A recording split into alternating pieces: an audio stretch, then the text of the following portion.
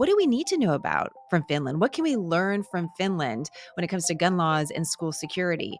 And are we talking about the Finland that tops the regular surveys about the world's happiest place to live? Is that the Finland we're talking about? Because it sounds like we could learn a few things from them. so so let's spend a little time on Finland. Let's go to Finland together. That's what we're going to do today.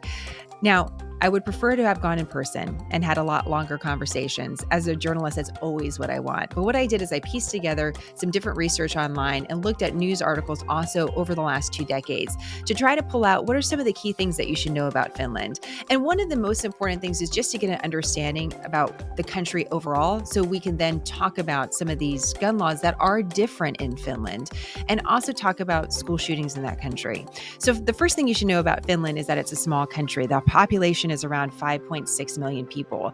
So if we want to compare that to the United States, we're talking about combining Los Angeles and Phoenix, for example. That's about the population of Finland. Or if you're on the East Coast, the population of Finland is comparable to the Bronx, Brooklyn, and Queens combined if you're in New York City. So a small country. The United States has a population of more than 330 million people. Finland, again, is 5.6 million.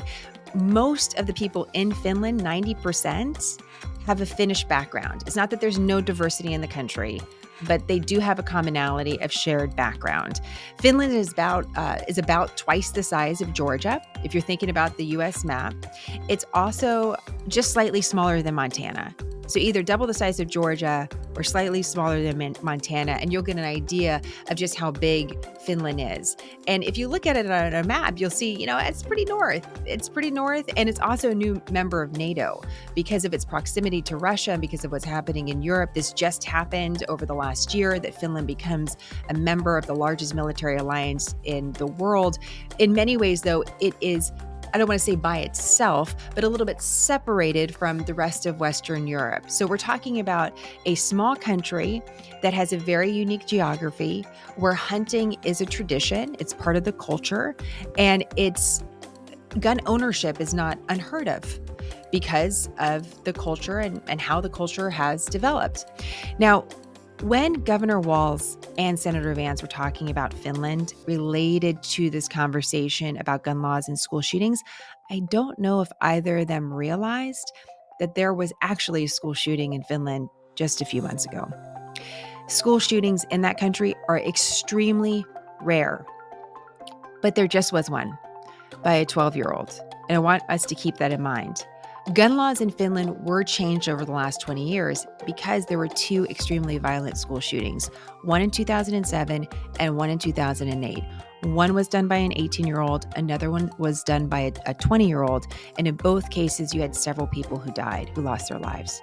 So it was in the aftermath of this that Finland, a country where it's not unheard of that people own guns and go hunting, decided that they're going to change some of their gun laws. And here's what they did. They did a variety of different things. They raised the age where you could own a firearm, and the age was raised from 15 to 18, so 18 years old. In order to own a pistol, so not like a hunting rifle, you're going to have to be 20 years old. Everybody that has a gun in Finland is going to have to receive a license. And this is where it gets very interesting, because in order to get that license, you're going to go to your local police station and you would have to talk to them about the gun that you want to own and also the license that you want to procure. And in order to do that, you'd have to explain why you want the gun. Oh, I like to go hunting. I'm part of a hunting club.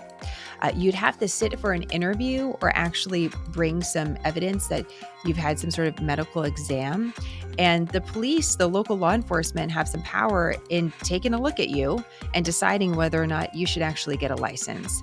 When they talk to you about that license, they're also going to talk to you about proper storage, which is another component of gun laws in Finland. Not only storage in your home, but also storage in a vehicle or when you're transporting your gun, or how you're going to take care of the gun. That is a key part in actually an exchange for a license. So this is happening at a very local level. According to different estimates I saw, about 8 to 12% of the population in Finland has a gun license. And they have these statistics on this, again, because it's a smaller amount of people. They're dealing with local law enforcement. The local law enforcement is then working with the broader gun laws to enforce them. And so there's really community involvement.